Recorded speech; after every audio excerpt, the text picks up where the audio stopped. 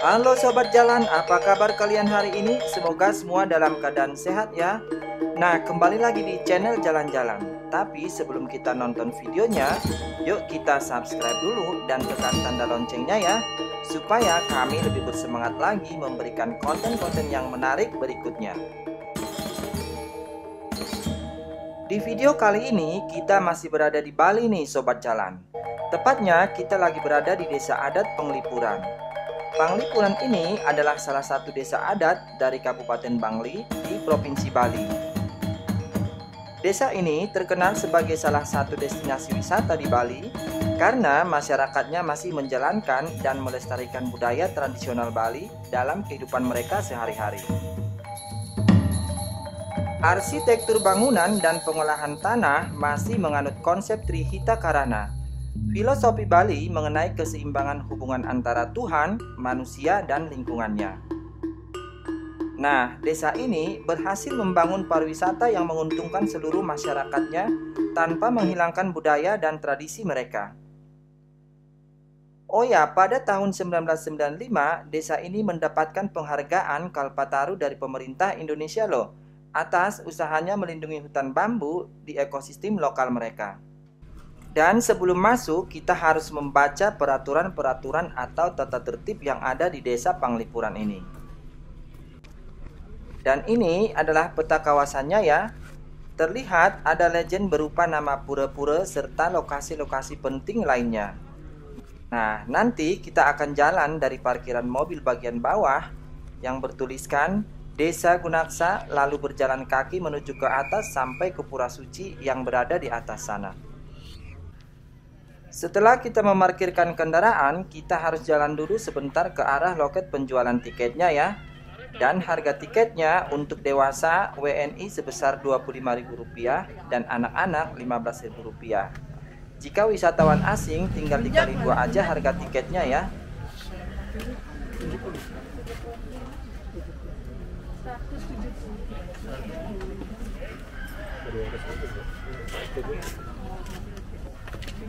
Nah, sekarang kita sudah masuk nih. Kesan pertama buat saya sebagai orang pertama kali ke sini adalah bersih sekali sobat jalan. Semua tertata dengan baik dan gaya rumah dari penduduk di sini juga sangat unik ya, dan kental banget dengan budaya mereka. Orang lokal.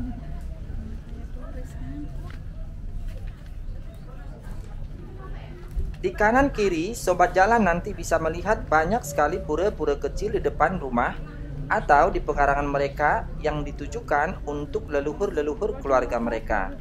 Dan kita juga bisa loh masuk ke pekarangan rumah mereka karena beberapa dari mereka menjual pernak-pernik khas Bali.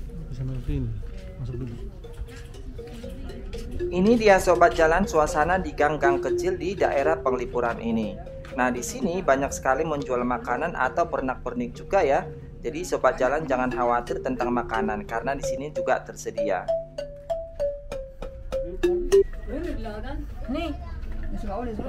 Banyak sekali hal-hal unik yang kita bisa lihat di sini sobat jalan.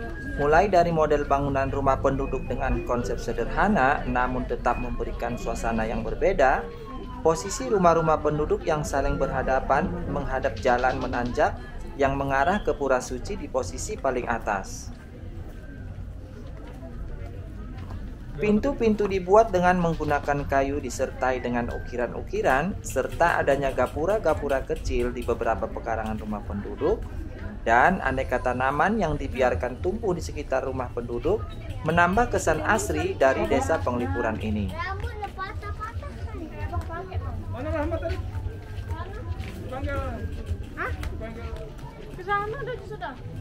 Ada 3 pintu masuk ke desa Penglipuran ini. Bisa dari paling bawah seperti yang kami lakukan, bisa juga dari tengah dan juga dari atas. Nah, di sini ada penginapannya juga ya, sobat jalan.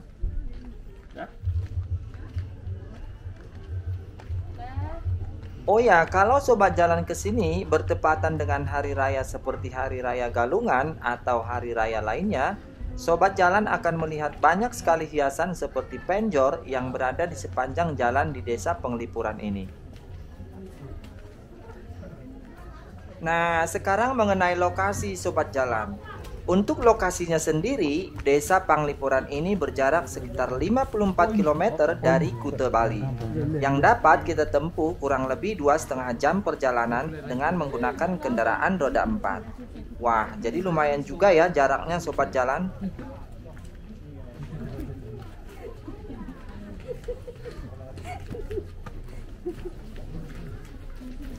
Oh ya sobat jalan, kita ini terus berjalan sampai ke atas sana ya, sampai ke pura di atas. Nah, yang bingung bisa lihat videonya di peta tadi ya.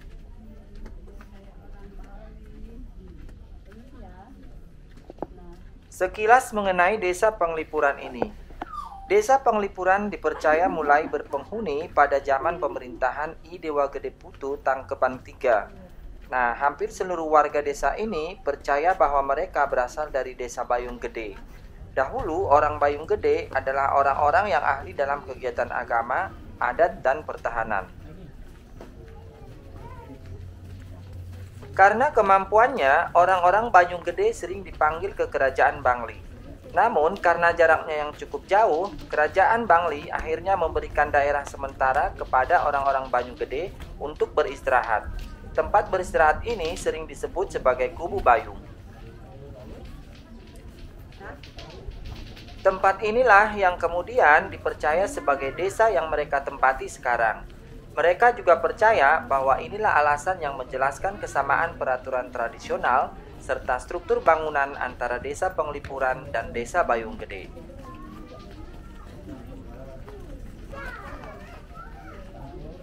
Mengenai asal mula kata Desa Panglipuran, ada dua persepsi berbeda yang diyakini oleh masyarakatnya. Yang pertama adalah penglipuran yang berarti pengeling pura. Dengan pengeling berarti ingat dan pura berarti tempat leluhur. Persepsi yang kedua mengatakan bahwa penglipuran berasal dari kata pelipur yang berarti hiburan dan lipur yang berarti ketidakbahagiaan. Jika digabungkan, maka penglipuran berarti tempat untuk penghiburan.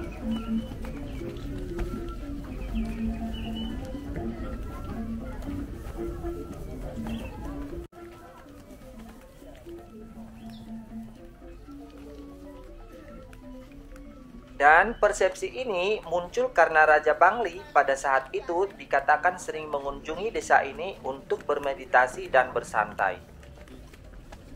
Nah, untuk populasinya sendiri, di desa ini awal tahun 2012 berjumlah sekitar 980 individu. Dan pekerjaan yang banyak dilakoni oleh masyarakat desa adat Panglipuran ini adalah petani. Pekerjaan terbanyak kedua yang dilakukan oleh masyarakat desa adat Panglipuran adalah menjadi pegawai swasta. Sedangkan sisanya terbagi antara PNS, pedagang, peternak, atau pengrajin.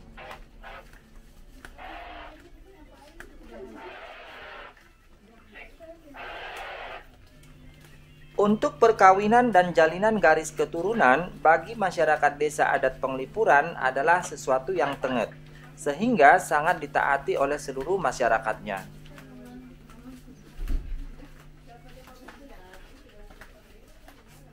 Mayoritas penduduk desa di sini melakukan pernikahan dengan sesama warga desa. Oleh sebab itu, sebagian besar penduduk masih terikat hubungan darah antara satu sama lain.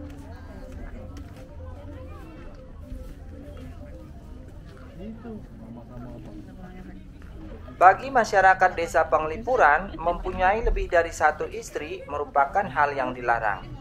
Nah, jika seseorang mempunyai lebih dari satu istri, maka ia dan istri-istrinya harus pindah dari Karangkerti ke Karangmemadu. Masih di dalam desa tetapi bukan bagian utama. Hak dan kewajibannya sebagai warga desa juga akan dicabut, dan setelah orang tersebut pindah, maka akan dibuatkan rumah oleh warga desa, tetapi mereka tidak akan boleh melewati jalanan umum ataupun memasuki pura dan mengikuti kegiatan adat. Pura di sini tidak semua pura dapat didatangi oleh setiap orang untuk beribadah, kecuali pura utama, yaitu Pura Besaki. Oleh sebab itu, warga Hindu Bali mempunyai pura yang mereka puja dan datangi masing-masing. pura ini dibedakan menjadi berdasarkan keluarga masing-masing, tidak terkecuali dengan adat penglipuran. Dan terdapat 3 kewajiban memuja yang harus diikuti oleh warga desa adat penglipuran ini.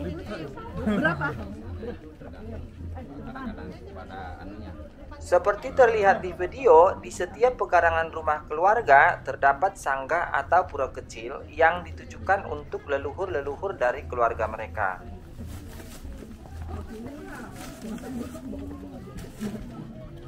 Nah, sekarang sistem pemerintahan desa adatnya. Sistem pemerintahan desa adat disusun dalam satu lembaga kepemimpinan adat yang disebut Prajuru Desa Adat Penglipuran. Lembaga ini terdiri dari 2 bagian, yaitu Kancarosas dan Bendesa atau Kelihan Adat.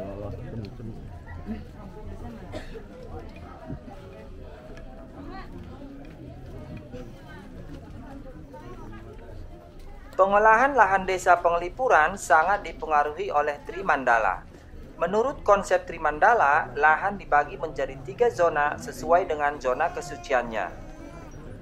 Zona tersebut kemudian akan ditempatkan sesuai dengan orientasi spiritual yang bernama Kaja Kelot. Hal yang dianggap paling suci akan ditempatkan menuju Gunung Agung, dan kebalikannya hal yang paling tidak suci akan ditempatkan menuju laut.